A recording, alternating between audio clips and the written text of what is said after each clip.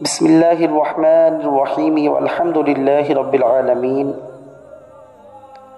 আল্লাহ তাআলাই আমাকে কিছু দিনের কথা বলার এবং আপনাদেরকে শোনার তৌফিক দিয়েছেন। তিনি যেন এই বলা ও শোনার মাধ্যমে উভয়কে যেন হিদায়াত নসিব করেন, আমিন ইয়া রাব্বাল আলামিন।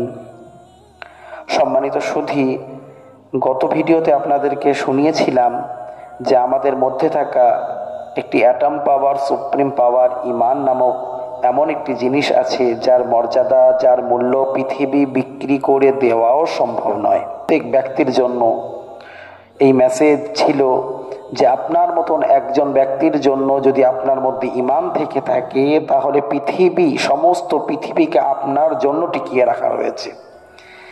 আর আপনার মর্যাদা এত বেশি, সেই ঈমানকে যদি নিয়ে মৃত্যুর দুয়ারকে পার করতে পারেন তাহলে আপনার জন্য অপেক্ষায় রত চির সজীবতার ফলে ফুলে খাদ্যের বিপুল সম্ভারে সমৃদ্ধ, যেখানে থাকবে না গ্রীষ্মের কোনো দাবদাহ, ঠান্ডার কোনো প্রকোপ, খালি শান্তি বিরাজমান হবে, তেমন একটি সুন্দর জান্নাতের আপনি একাই হবেন অধিপতি। আজ আমার এই ভিডিও সেই ঈমানকে হেফাজত করার নিমিত্তেই বানানো হয়েছে। সম্মানিত সুধী, আমার উস্তাদে মুহতারাম এবং বিভিন্ন বড় বড় কিতাবের মোতালা থেকে এবং আকাবিরদের নসিহাত থেকে দুটি কথা সাধারণ মানুষের জন্য আমি বলবো। একটি জিনিসকে খুব মানতে হবে আর অপর একটি জিনিসকে ছাড়তে হবে, তবে আমাদের ঈমানের হেফাজত করতে আমরা পারবো। যে জিনিসকে মানতে হবে এবং যে জিনিসকে আঁকড়ে ধরতে হবে সেই জিনিসটি হলো কোরআন। কোরআনের সাথে আমাদের মধুর সম্পর্ক করতে হবে। মনে রাখতে হবে আল্লাহ রাসূল সাল্লাল্লাহু আলাইহি ওয়াসাল্লামের মুজিজার মধ্যে অন্যতম এবং সর্বশ্রেষ্ঠ মুজিজা হলো আল কোরআন। এই কোরআন আমাদের সামনে উপস্থিত। এই কোরআন থেকে যাবতীয় দুনিয়া এবং আখিরাতের ফল আমরা পেতে পারি। কিন্তু দুর্ভাগ্যের বিষয় যে উম্মতে মুহাম্মাদি আজ কোরআন থেকে অনেক দূরে। কোরআনের সাথে কিভাবে সম্পর্ক করব? এক হলো, প্রথমত সরাসরি কোরআনের সাথে সম্পর্ক করব যারা এখনো কোরআন পড়তেই জানি না বা তার অর্থ জানি না। কোরআনে নিজের পড়াকে প্রথম শুদ্ধ করে নেব আশপাশের আলিম এবং ইমাম সাহেবের দ্বারা। আর তার কিছু অর্থ জানবো, যে সমস্ত বিষয়গুলো, যে সমস্ত কোরআনের আয়াতগুলো বিশেষ করে নামাজে পড়া হয় সেই সমস্ত জিনিসের অর্থ আমরা জেনে নেব। আর কোরআন শিখে দৈনন্দিন তেলাওয়াত আমরা করতে থাকবো সারা জীবন।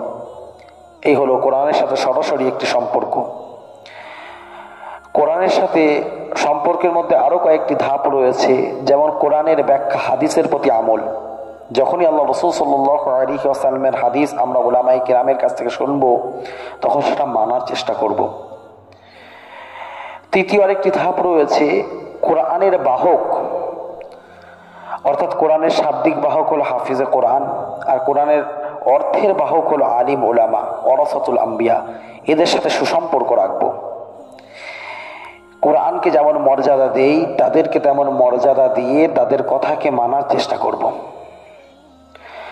আর হাক্কানি উলামা যারা কোরআনের পরিচালক, অর্থাৎ যেভাবে কোরআনকে নিয়ে চলতে হবে জীবনের, হাক্কানি ওলামারা সেই পথ নির্দেশ আমাদেরকে দিয়ে থাকেন। সেই হাক্কানি ওলামাদের সাথে সুসম্পর্ক রাখব এবং জীবনের প্রতিটি মোড়ে তাদের সাথে সম্পর্ক রেখে নিজের জীবনের বিভিন্ন জটিলতাকে কাটিয়ে শরিয়াতের ওপরে চলার চেষ্টা করব। তা আমি বললাম কোরআনের সাথে সম্পর্কের কয়েকটি ধাপ। সরাসরি কোরআনের সাথে সম্পর্ক, কোরআনের অর্থে অর্থাৎ হাদিসের সাথে সম্পর্ক, কোরআনের বাহক অর্থাৎ শাব্দিক বাহক হাফিজ কোরআন, আর অর্থের বাহক উলামায়ে কেরাম, এবং কোরআনের পরিচালক হাক্কানি আলিম উলামাকে দেন যারা বিভিন্ন মাসলার দিক থেকে আপনাকে শরিয়াতের কথা বোঝায়। তাদেরকে মর্যাদা দিয়ে মান্য করার চেষ্টা করব। আর দ্বিতীয় যে জিনিস আমি ছাড়ার কথা বলছি তা হলো গুনাহ থেকে নিজেকে বাঁচানো। এই ঈমানকে হেফাজত করার জন্য আরেকটি জিনিস আমাদেরকে খেয়াল করতে হবে, সেটা গুনাহ থেকে বাঁচা।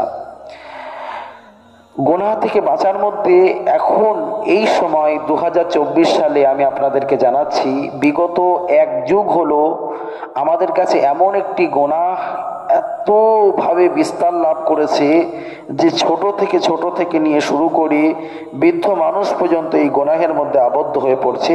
সেটি হলো চোখের গুনাহ। যখন থেকে পশ্চিমা বিশ্ব এবং শয়তানি প্রকোপে ইন্টারনেটের মাধ্যমে অ্যান্ড্রয়েড মোবাইল আমরা হাতে পেয়েছি, তখন থেকে চোখের গোনা কিন্তু আম হয়ে গিয়েছে। সমস্ত মানুষের কাছে চোখের গোনা করা কোনো কষ্টকর আর বিষয় নয়। এক যুগ আগে এমন ছিল, চোখের গোনা বা বড় কোনো গুনাহ করতে গেলে সরঞ্জামের প্রয়োজন হতো।